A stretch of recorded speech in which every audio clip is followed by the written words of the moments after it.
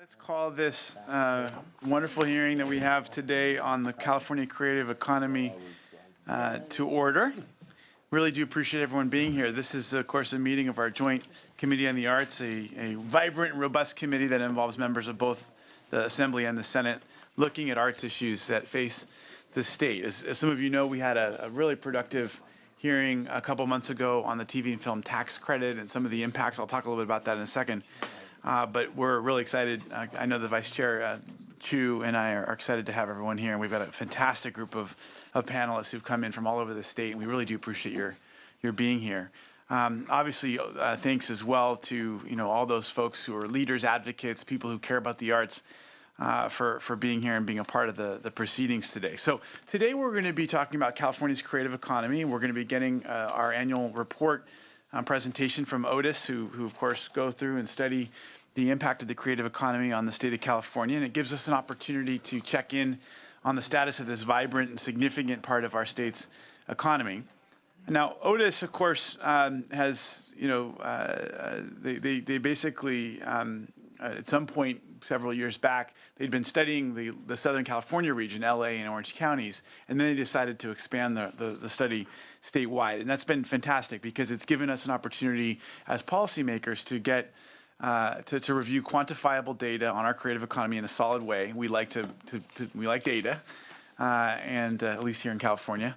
And anyway, we of course have had the opportunity to see the extent to which the creative industries, from artists to filmmakers, game designers, toy makers, fashion designers, museums, and more, have been able to make a real impact on the economy and on what makes California great.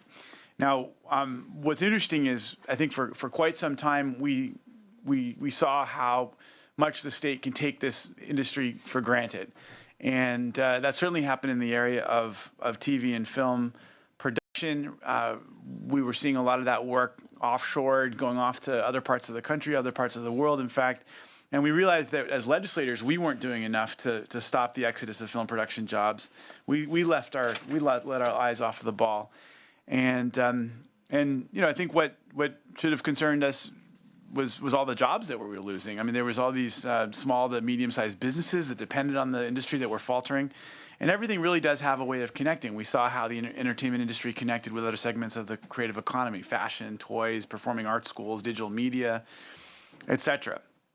One of the things we were able to learn at the March hearing that I mentioned earlier was that this revitalized film tax credit program appears to have a positive impact on bringing production jobs back all over the state.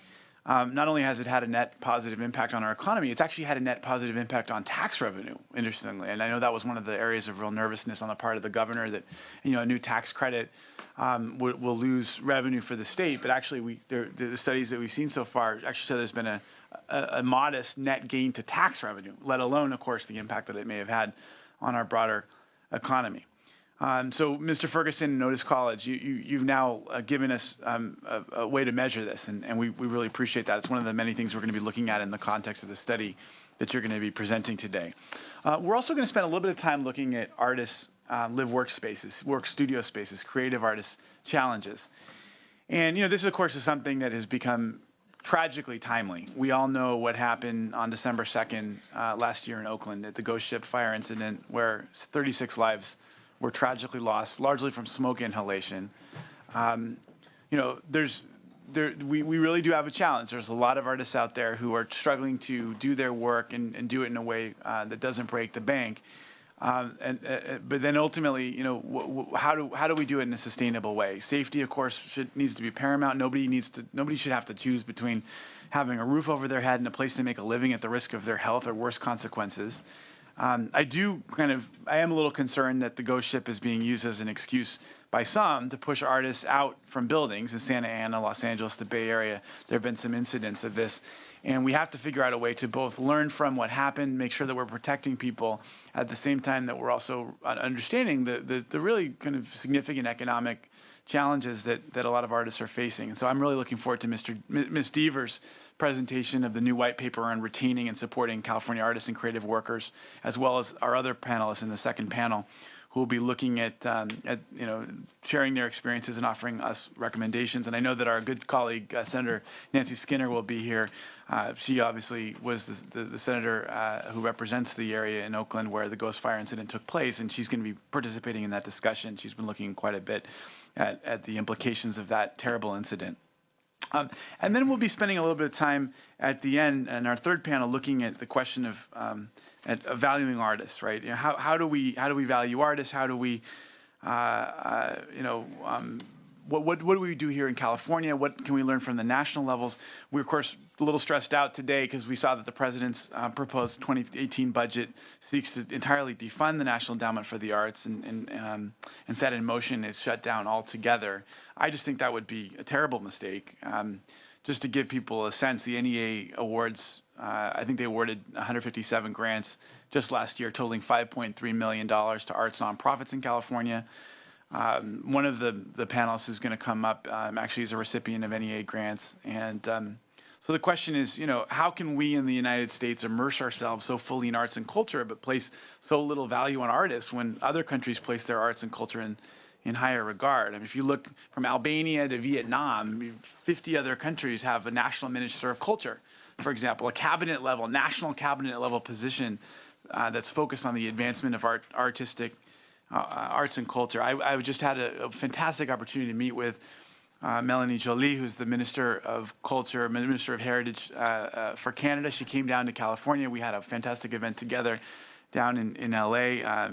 She works on Canadian culture, arts, creative industries, and it was just so really neat getting an opportunity to dialogue with her one-on-one about all the efforts that they put in the arts. And it turns out Canada, their budget just much smaller country, population-wise, and yet they just dwarf the amount of investment they put in the arts nationally. It was really pretty depressing to think about it. And so we gotta figure out a way to push back and help create help to grow this creative economy that ultimately is at the heart of why California has continued to be able to grow. It's true that there are cost pressures here, and perhaps in some areas, areas of real overregulation, and yet somehow part of why California has been able to be the economic juggernaut that it is, the fact, the sixth largest economy in the world, has so much to do with the creativity that exists here and the fact that so many businesses want to be in this creative place.